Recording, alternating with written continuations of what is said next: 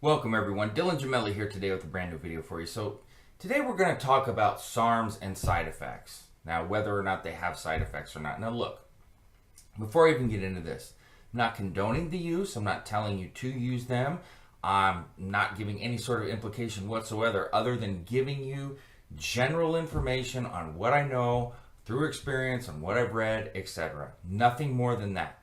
Now, anything that you use too much of, or that you abuse, or that you don't use properly, or maybe that you use like unknowingly because you haven't educated yourself, can cause side effects. Okay, you can get side effects from taking too much aspirin, you can overdose on vitamins. I mean, the list goes on and on and on. So before we even get into that, anything almost in general can have a side effect. You could be allergic to something. I mean, I could go on and on and on. Now, the question at hand is, do SARMS themselves generally have side effects? And the answer is yes. Now, of course, they're not as strong as, say, you're using a steroid, for example, but they definitely can have side effects. And if anybody tells you otherwise, or that you go into something thinking that they don't, then it's wrong for anybody to tell you that, and you definitely need to expand your understanding of them more if you think that before you use anything like that, or think about it, or test it, or whatever the case may be. They definitely have side effects.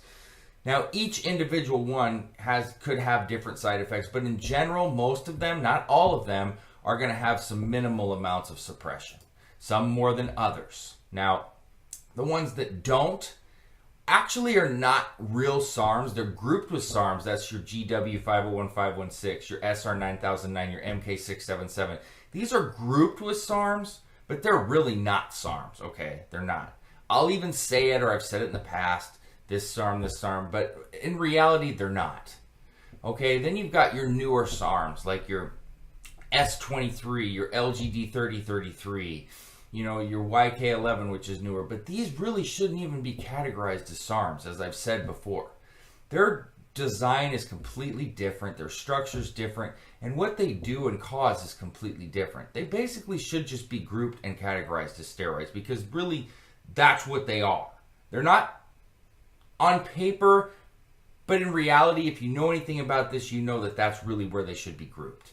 So, I hate to even put those into this conversation, but I have to because they're listed as SARMS.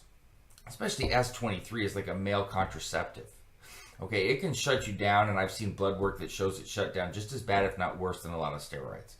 Now, your basic, everyday, general, mainstream SARMS, you're looking at your MK2866, your LGD4033, your S4. These are your basic everydays. Then your RAD140, which is not brand new, but it's on the newer side. Now, they all have suppression, okay? Not to the extent of a steroid, but LGD4033 especially, I see people play it off as if there's not any sort of suppression there. It's not going to completely rack you and shut you down, but it's definitely going to show some numbers that you can go, oh, wow, those went down. I've seen people that have dropped, 400 or 500 points. Not always, depending on how they dose it and obviously what kind of product they're getting, but it could cause that. And I see people that don't understand that, and they don't realize that they need a PCT after, not a full PCT, but you definitely need a mini PCT. And then there's something like S4, which has the vision side effect.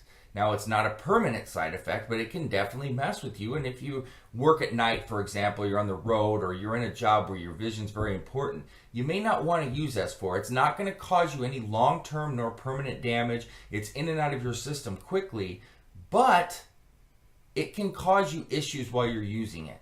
All right, and for some people, they can't handle it, and some people just handle it better. There's no way for me or any other human to tell you how bad it's going to affect you. I can help you with dosing protocols, and I can give you, things of that nature that are general, but it's person to person specific.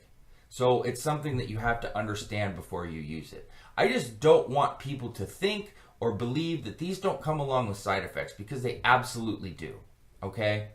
And like I said, I'm not telling anybody to use them. I'm not telling you, that, go out and do this and do that. That's completely up to you. I can't control that. All I can do is give you information and guide you with it. All right? I'm Dylan Gemelli, signing off.